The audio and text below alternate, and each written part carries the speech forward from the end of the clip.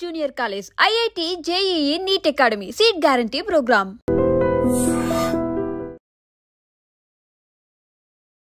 Hi hello నమస్తే welcome back to our channel. నేను మీ వైషు. ఒక 16 ఏళ్ల బాలుడి మీద 40 ఏళ్ళను ఒక టీచర్, ఒక లేడీ టీచర్ అఘాయిత్యం అంటారో, మీరు దాన్ని రేప్ అంటారో, లేకపోతే యాంటీ ఎగ్జైట్మెంట్ డ్రగ్స్ ఇచ్చి అంటే టాబ్లెట్స్ ఇచ్చి ఆ అబ్బాయిని ఇప్పుడు నాకు మాట్లాడడానికి కూడా కొంచెం మంచిగా అనిపించట్లేదు అనమాట. చెప్పడానికి కూడా ఇబ్బందిగా ఉంది. అంటే ఆ అబ్బాయిని సెక్షువల్గా వాడుకుంది ఒక టీచరు, ఒక చిన్న 16 ఇయర్స్ ఉన్న బాబుని. అంటే ఇప్పుడు అది కూడా పోక్సో చట్టం కిందకే వస్తుందిగా. ఆ లేడీ టీచర్ మీద కూడా పోక్సో యాక్ట్ వర్తిస్తుందిగా. అసలు ఇలా ఇంత దారుణంగా ఒక టీచర్కి ఒక శిష్యుడికి ఉండాల్సిన బంధాన్ని ఇంత మరి మాట్లాడుకోలేనంత విధంగా మార్చేస్తుంటే సమాజం ఎట్టిపోతుంది అనే ఒక క్వశ్చన్ అయితే రేజ్ అవుతుంది అనమాట.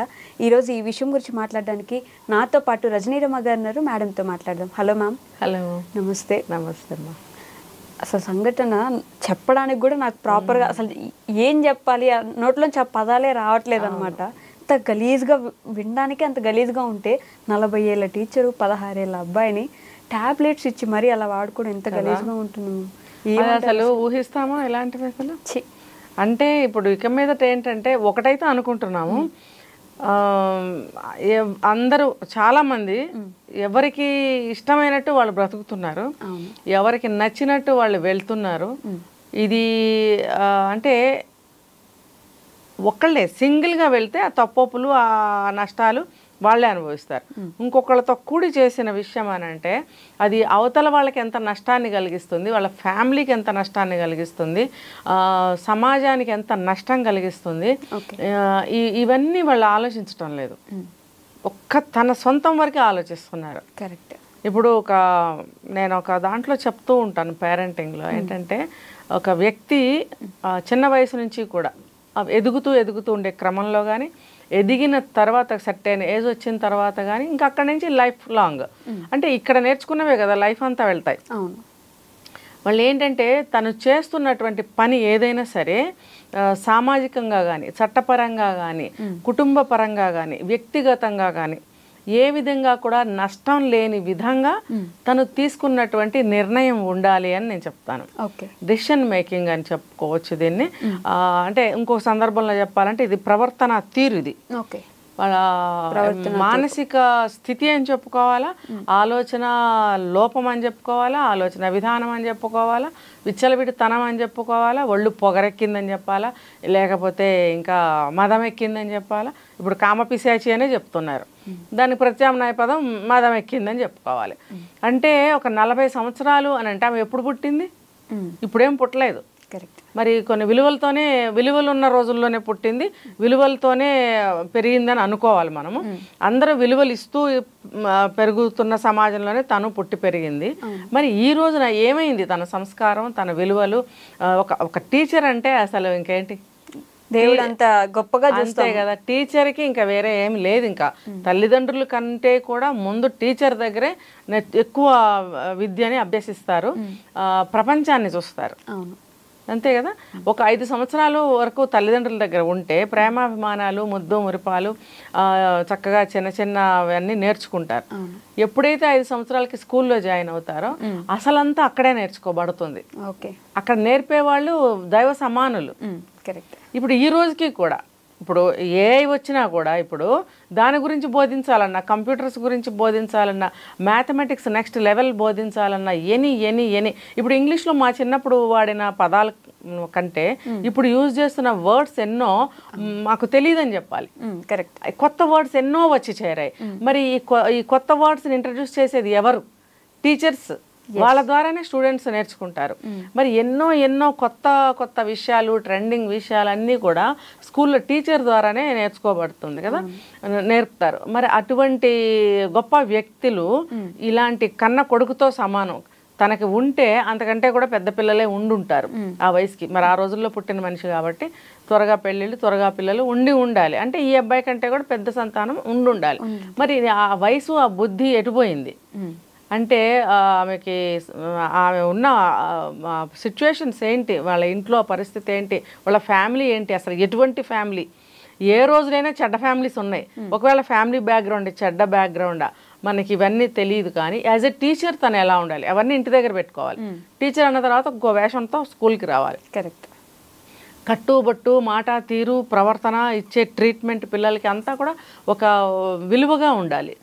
అమ్మో టీచర్ అన్నట్టు ఉండాలి. కానీ ఈ రకంగా ఉంటే ఏం చెప్పుకోవాలి? సమాజానికి వీళ్ళు ఏమి మెసేజ్ ఇస్తున్నారు, అసలు పిల్లలకి వీళ్ళు ఏం నేర్పుతున్నారు అని అంటే ఇప్పుడు కొత్తగా కామపాఠాలు కూడా నేర్పుతున్నారు అని చెప్తున్నారు ఈ టీచర్ని బట్టి. విలువలతో కూడిన విద్య నేర్పిస్తారు అనడం పోయి కామ పాఠాలు నేర్పిస్తున్నారు అనే అంటే ఇప్పుడు ఒక కొంతమంది ఆ యాంగిల్లో ఆలోచించేవాళ్ళు, హేళన చేసేవాళ్ళు ఏమని చెప్తారంటే ఇది కూడా కావాలి కదా ఫ్యూచర్కి, కాబట్టి ఈ టీచర్ నేర్పిస్తుంది అని కొంతమంది వాగిన వాళ్ళు ఉన్నారు. కొంతమంది ఆ రకంగా కామెంట్స్ పెట్టిన వాళ్ళు కూడా ఉన్నారు. అంటే ఇప్పుడు అంటే అది టీచర్ని ఉద్దేశించి హేళన చేసే క్రమంలో చేసినటువంటి కామెంట్స్ అని చెప్పి నేను తీసుకున్నాను. కానీ అవి చదివిన వాళ్ళు ఎంతోమంది ఉంటారు, వాళ్ళు ఎలా తీసుకుంటారు? అంటే ఒకళ్ళు చెడ్డ చేస్తే ఆ చెడ్డదనాన్ని ఇంకొంచెం ఎక్కువ చూపించి ఇంకా కొంచెం రాంగ్ డైరెక్షన్ ఎక్కువగా చేస్తున్నారని నాకు అనిపిస్తుంది. ఇప్పుడు ఈ పిల్లవాడు చక్కగా చదువుకుంటున్నాడు, అనేక సార్లు ట్రై చేసినా కూడా ఆ అబ్బాయి దూరంగానే ఉన్నాడు. ఎందుకంటే కొంతమంది మంచిగానే పెరుగుతారు, అందరూ పిచ్చిగా పెరగరు కదా. ఆ అబ్బాయి క్రమశిక్షణగానే ఉన్నాడు. ఆ అబ్బాయికి పాపం ఏం తెలియదు, దూరంగానే తప్పుకునే తిరుగుతున్నాడు. వేరే వాళ్ళతో రాయబారం చేయించడం ఏంటి? ఆ వేరే దుష్టులు ఎవరు? ఈవిడే దుష్టురాలు అంటారు కదా, ఏదో మహాభారతంలో కీచకుడు అని పాపం ఆయన అన్నారు. కానీ వీళ్ళని ఏమనాలి? అంటే రామాయణంలో శూర్పణఖ అన్నారు, కానీ లోపలికి వెళ్ళి రామాయణాన్ని చదివితే శూర్పణఖ గొప్పతనం ఇంకో రకంగా ఉండింది అక్కడ. మరి వీళ్ళనేమనాలి? అంటే చెప్పుకోవడానికి మరి ఒక చెడ్డగా బిహేవ్ చేసింది కాబట్టి ఆ కాస్త బయటకు తీసుకొచ్చి మనం శూర్పణఖ, కీచకుడు అని మాట్లాడుతున్నాం. మరి వీళ్ళనందరినీ ఏమనాలి? ఇంకా సమాజానికి పట్టిన విషపురుగులు అనాలా? విషపురుగులు అనమాట, విషపురుగులే. ఒక క్యాన్సర్ లాగా పట్టి పీడిస్తున్నారు ఇలాంటి వాళ్ళు సమాజాన్ని. అది ఇలా పాకిపోతుంది అనమాట. చెడు క్యాన్సర్ ఎంత ఉంటే అంత పెరిగిపోతుంది కదా. చెట్లకి పడతాయి. కేరళ సైడ్ వెళ్ళామంటే పెద్ద పెద్ద అడవుల్లో చెట్లకి పట్టేస్తుంది. అంటే క్యాన్సర్ చెట్టు అని చెప్తారు దాన్ని. ఇంకా అవి దేనికి పనికిరావు. అది అలాంటి చెట్లన్నిటికీ స్ప్రెడ్ అయిపోతుంది. భయం వేస్తుంది నాకు చూస్తే. అది ఆ చెట్లు అలా ఉంటాయి. మరి ఈ స్త్రీ ఈ విషయాన్ని చూస్తే నాకు ఆ క్యాన్సర్ చెట్టే గుర్తుకొచ్చింది. యాంటీ యాంగ్జైటీ డ్రగ్ ఆ టాబ్లెట్స్ అవి కూడా ఇవ్వడం ఏంటి అంటే ఆ పిల్లవాడికి వయసుకు మించినటువంటి ఆ కోరిక కలగాలంటే నువ్వు పో, బయటికి పో, నీకు కావాల్సిన బోళ్ళ మంది దొరుకుతారు. పిల్లల్ని ఎందుకు జరుపుతున్నావు? పిల్లల దగ్గర ఏముంటుంది? పసిపిల్లలు వాళ్ళు. ఏదైనా నేర్పితే నేర్చుకునే పిల్లలే. నువ్వు నేర్పించి నువ్వు వాడుకోవటం అనేది ఎలా ఉంది? అంత అవసరం ఏంటి? నువ్వు నిజంగా అనకూడదు. కానీ వైష్ణవి, ఇలాంటి వాళ్ళు కన్న బిడ్డలతో కూడా చేస్తారు వీళ్ళు. అంత నీకు ఇదిగా ఉంటే, నీకు ఇంటి దగ్గర పిల్లలు ఉంటే నువ్వు అక్కడ ఎక్స్పెరిమెంట్ చేసుకో. నీ నష్టం నీ వరకే ఉంచుకోవాలి. నేను చెప్పే మెసేజ్ అదే. నువ్వు ఏదైనా చెడు ఆలోచన, చెడుపోకడా, చెడు పని చేస్తే అది నీ వరకే ఉండేటట్టయితేనే నువ్వు చెయ్యి ఆ చెడుని. పక్క వాళ్ళకి స్ప్రెడ్ అయ్యేటట్టు, సమాజానికి స్ప్రెడ్ అయ్యే పనులు చేయొద్దు. ఈమెం చేసిందంటే బయటకు వచ్చి సమాజాన్ని చెడిపింది. ఇప్పుడు ఆ పిల్లవాడికి అలాంటివన్నీ ఇవ్వడం ఏంటి? పని మనిషితో రాయబారం చేయటం. ఈవిడికి ఇంకెవరో ఉన్నారు దుష్టులు, దుష్టత్రయమో, దుష్ట చతుష్టయమో, దుష్టద్వయమో ఎవరో ఉంటారు. వాళ్ళ హెల్ప్తో ఇప్పుడు ఏ నేరం చేయాలన్నా ఒకడు ఉండాలమ్మా. అవును. సింగిల్గా మంచి చేయాలన్నా చెడు చేయాలన్నా ఒక మనిషి సహాయం లేదు, ఎవడు ముందుకు వెళ్ళలేడు. అలా చెడు ఇది కూడా ఈవిడ ఎవరినో పెట్టుకుంది. వాళ్ళ ద్వారా ఆ పిల్లవాడిని బలవంతంగా ట్రాప్ చేసి, మరి ఇంట్లో వాళ్ళకి తెలుస్తుంది కదా. ఈ ఇంట్లో పేరెంట్స్ ఎవరైతే ఉన్నారో వాళ్ళు నేను అప్రిషియేట్ చేస్తున్నాను ఈ సందర్భంగా. వాళ్ళు వెంటనే కనుక్కున్నారు, పిల్లవాడి ప్రవర్తనలో తేడా ఉంది, బాడీ లాంగ్వేజ్లో తేడా ఉంది, చూపుల్లో ఆటోమేటిక్గా తేడా వస్తుంది. ఇంకా ప్రతిదాన్ని ఇలా చూడడం, అబ్జర్వేషన్ అనేది వస్తుంది వాళ్ళకి. నన్ను ఎవరైనా కనిపెడుతున్నారా అనేటువంటి ఒక గిల్టీ ఫీలింగు, ఇవన్నీ కూడా తల్లిదండ్రులకు అర్థమైపోతాయి. అర్థమైపోయినప్పుడు వాళ్ళు ఏం చేస్తారు, వెంటనే కనుక్కొని ఈ కేసు పెట్టడం జరిగింది పోక్సో కింద. ఇప్పుడు ఏమైంది, జైల్లో కటకటాలు.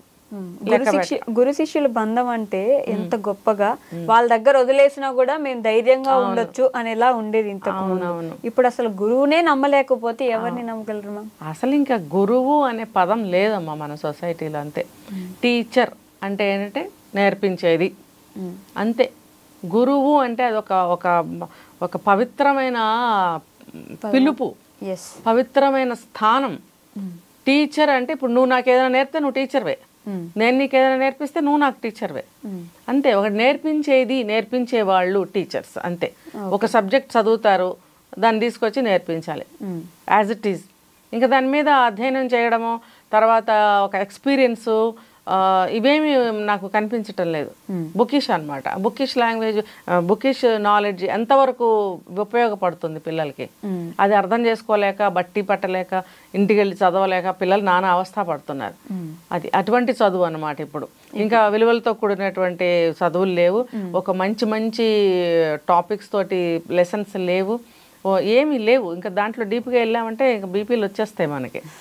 సో ఇవన్నీ కారణం. ఇలాంటి టీచర్స్ ఏంటంటే ఏదో ట్రైన్ అయిపోయి ఏదో చదువుకుని అప్లై చేస్తారు, జాబ్స్ వచ్చే వాళ్ళకి వస్తాయి. ఆ వచ్చిన వాళ్ళలో ఇలాంటి వాళ్ళు ఒకళ్ళు, వీళ్ళు వచ్చి చేసే తంతు ఇది.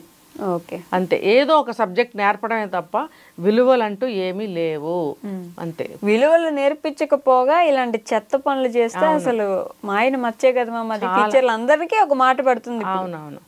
ఆ రోజుల్లో మేము 9th స్టాండర్డ్ అలా చదివేటప్పుడు, 10th స్టాండర్డ్ తెలుగులో శృంగార నైషధము అని శ్రీనాథుడు రచించినటువంటి ఒక పద్య కావ్యం ఓకే ఉంటే, ఒక పద్యాన్ని 4 రోజులు చెప్పేవారు ఆ మాస్టర్.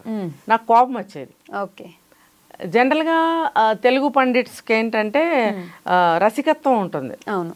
అది ఒక్క పదాన్ని వివరించి వివరించి వివరించి వాళ్ళ ఎక్స్పీరియన్స్ని జోడించి అందులో వాళ్ళ ఒక ఏమంటారు రసానందం పొందుతూ ఉంటారు అనమాట.